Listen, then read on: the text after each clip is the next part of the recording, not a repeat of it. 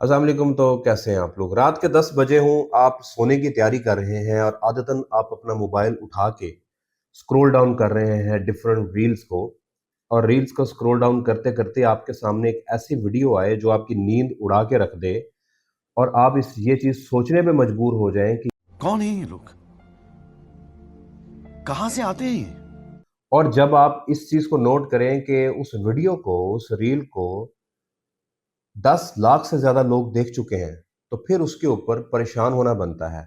मैं बिल्कुल ऐसे ही उठा हूँ, मैंने इस रील को देखा, इसके ऊपर मैंने रिसर्च की और आज बैठा हूँ आपको बताने के लिए कि यार गलती एक छोटी चीज़ होती है, ब्लंडर होता है बहुत बड़ी गलती। पोल्ट्री फार्मिंग में इल्म और तजर्बे के साथ एक बड़ी आम सी चीज़ इस्तेमाल होती है, वो है कॉमन सेंस।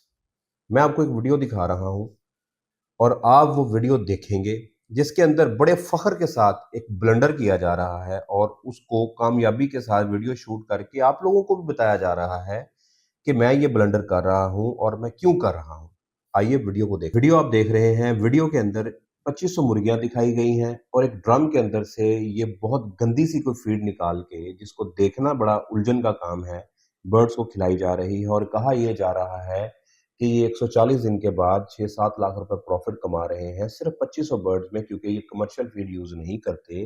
ये क्या करते हैं, ये शादी हॉल का कचरा, वेस्टेज मटीरियल को लाके, सब्जियों का कचरा लाके अपनी फ़ीड बनाते हैं और ऊपर से सोने पे सुहागा ये है कि ये साथ में चिकन शॉप का कचरा लाके भी डालते हैं। इसके अलावा वो ये कहते हैं कि कमर्शियल फ़ीड में केमिकल डाले जाते फीड में और कमर्शियल फीड में बहुत ज्यादा फर्क है। कमर्शियल फीड तैयार होती है केमिकल फार्मूलों के जरिए हैं और वो ये केमिकल डाल के अपने परिंदों को खिलाना नहीं चाह रहे और उसकी बजाय ये state of the art a quality feed दे रहे हैं। वो फीड जिसको सूंघना और देखना ही एक बंदे को, आम बंदे को कै आ जाए, उल्टी आ जाए। यहीं पे वीडियो पॉज़ करके आप मुझे बताएं कि क्या आप इस फीड को अपने परिंदों को इस्तेमाल करवाएंगे?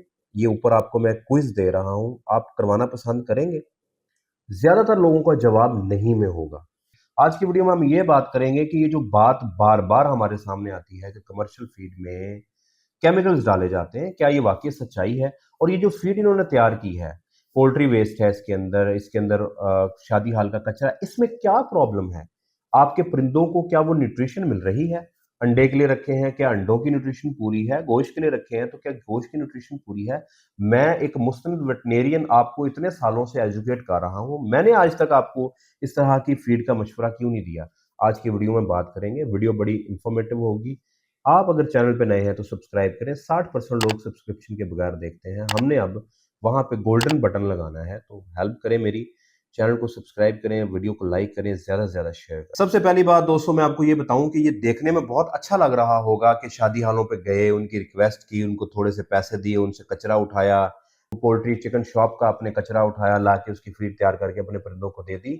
लंबे अरसे के लिए ये प्लान कामयाब नहीं होता, प्रॉफिटेबल नहीं होता। अल्टीमेटली आपके बर्ड्स किसी न किसी बीमारी के शिकार होंगे और एक दफ़ा बर्ड आपके में बीमारी आ गई तो आपके तमाम फ्लॉक्स हिट होते रहे। दोस्तों, आम तौर पे ये समझा जाता है, जो लोग भी घरेलू पैमाने पे मुर्गियां रखते हैं वो ये सोचते हैं कि पोल्ट्री फार्मिंग में फीड खिलाने का मतलब है कि उसकी टमी फिल कर दें, यानी कि उसका जो पोटा है, उसकी जो भूख है उसको मुकम्मल कर दें। ऐसे ही है कि बच्चा आपसे दूध मांग रहा है, आप उसको पानी दे दें, पानी पी के उसका स्टमक बिल्कुल फिल हो जाएगा, लेकिन क्या उसको न्यूट्रिशन मिलेगी?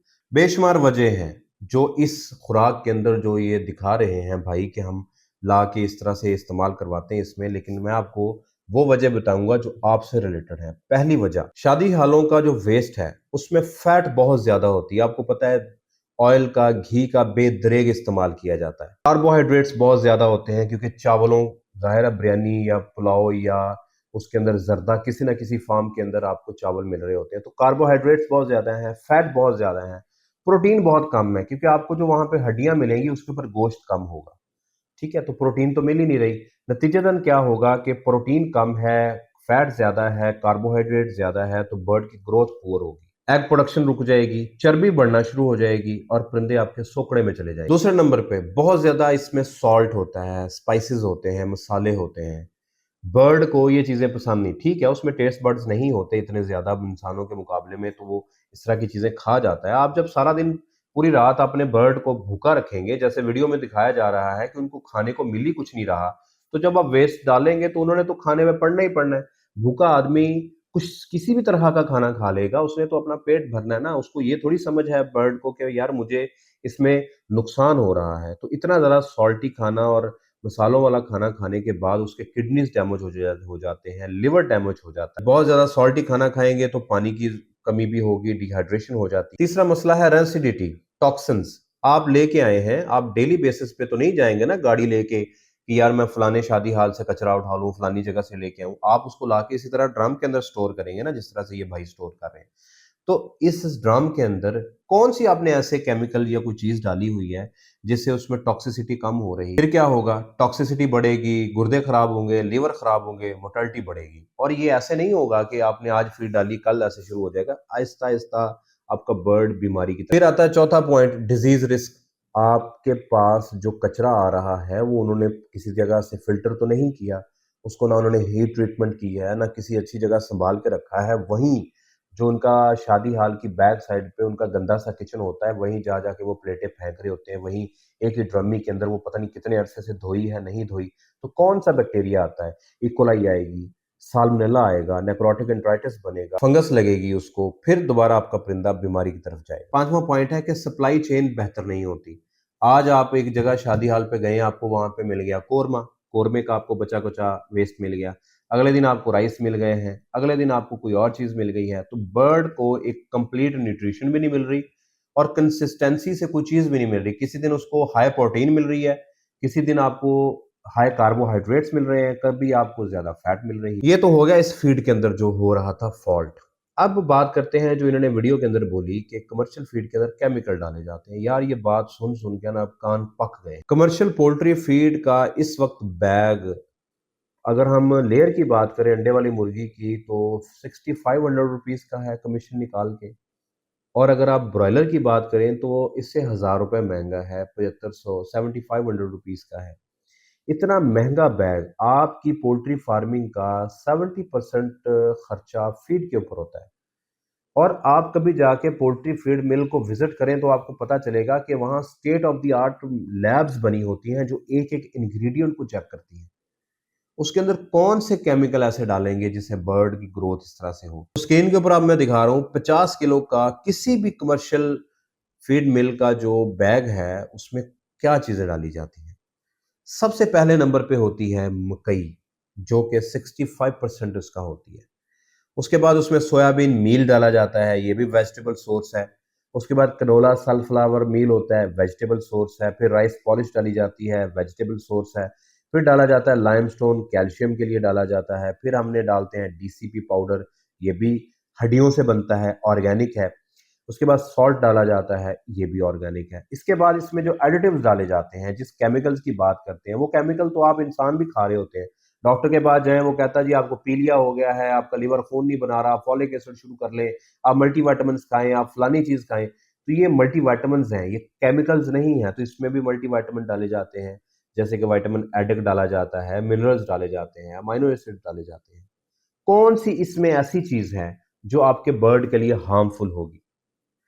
इस फीड को बनाने में जितनी कॉस्ट लगती है, जितनी बेहतर इसके अंदर मैनेजमेंट होती है, इतनी इंसानों की फीड बनाने के लिए नहीं होती। हाँ जी, अब आ जाते हैं हम कॉस्ट के ऊपर, प्रॉफिटेबिलिटी के ऊपर। बिल्कुल, उनकी बात ठीक है कि ये जो शादियों का कचरा है, पोल्ट्री वेस्ट है, आपके बर्ड्स के लिए बहुत सस्ता है। क्या वाक़ई में सस्ता है? ब्रॉयलर की बात कर लेते हैं। ब्रॉयलर में पहले महीने के अंदर कमर्शियल फीड के ऊपर आपका बर्ड ऑलमोस्ट 2 किलो का हो जाता है। हम पौने 2 किलो लगा लेते हैं जी, ठीक है। क्या ये पोल्ट्री वेस्ट देने के बाद, शादियों का कचरा देने के बाद इतना हो जाएगा? कभी भी नहीं होगा, क्योंकि उसमें न्यूट्रिशन प्रोफाइल इंतहाई कम होती है, क्योंकि उसमें सीपी पूरी नहीं होगी, उसमें कार्बोहाइड्रेट ज़्यादा हैं, फैट ज़्यादा है, प्रोटीन है ही नहीं, वज़न कैसे आएगा? इसी तरह लेयर की बात करें, कमर्शियल पोल्ट्री फीड के ऊपर आपको 90% प्रोडक्शन मिल रही है, तो क्या ये वेस्ट देने के बाद आपके बर्ड आपको 90% प्रोडक्शन देंगे? कभी भी नहीं देंगे। ना उसमें कैल्शियम पूरा, ना उसमें अमाइनो एसिड प्रोफाइल पूरी, मिनरल्स पूरे हैं, सिर्फ उसमें एनर्जी है और फैट है। अल्टीमेटली आपके बर्ड का वजन बढ़ेगा, चर्बी आ जाएगी, अंडे की प्रोडक्शन रुक जाएगी।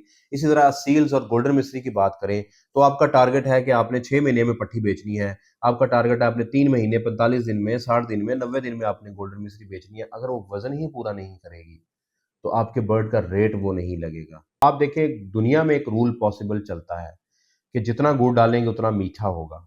आप जितनी कॉस्ट करेंगे आपको प्रॉफिट भी उतना ही आएगा। पानी सस्ता है जूस के मुकाबले में, लेकिन पानी पानी है, आपकी सिर्फ प्यास बुझाता है।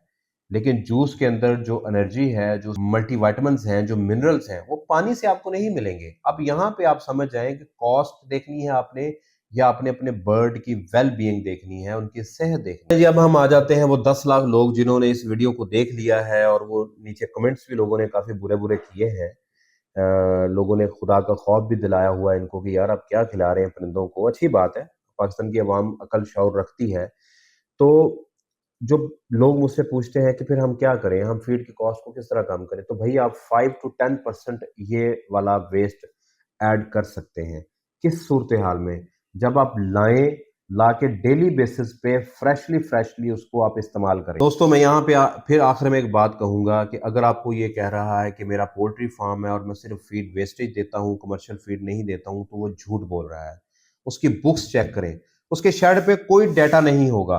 क्या परफॉर्मेंस थी, कितना अंडा आ रहा है, कितनी मोर्टेलिटी हो रही है, वजन कितना आ रहा है, क्या प्रॉफिटेबिलिटी है, क्या मुशक्कत हो रही है, कोई भी डाटा उनके पास नहीं होता। और इसके मुकाबले में जो बंदा प्रॉपर फार्मिंग कर रहा होगा उसके पास ए टू जी हर चीज का डेटा होगा कि मैंने इस दिन ये वैक्सीन की थी, ये फीड यूज कर रहा हूँ, इतने अंडे आ रहे हैं, इतनी प्रॉफिटेबिलिटी है, इतना मैंने खर्चा किया, ये मेरे पास नेट मुनाफा है।